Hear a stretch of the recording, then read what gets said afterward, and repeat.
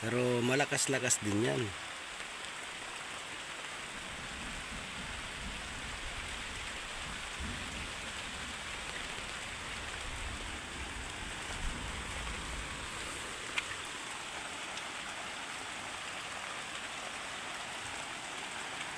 Ayan yung tanim namin na ano yung tawag ito. Talyan mga ka-idol, ayan. Tumutubo na rin.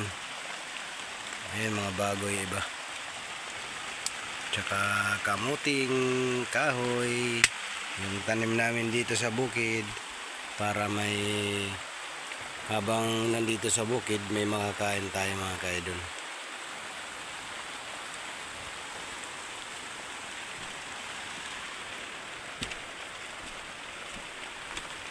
Tsaka mga ano sari-saring gulay.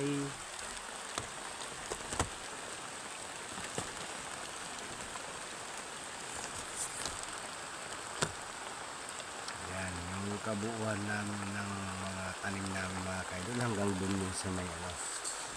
Tsaka ito yung ahos. Yung galong-tagong po hindi pa natatanim. Yung pichay pa lang po yung natatanim natin mga kaidol. Excuse mga kaidol. Yun lang. Yun pa lang ang natatanim natin. Pichay, pipino, patula, tsaka yung talong mga kaidol. Yun pa lang yung natatanim natin.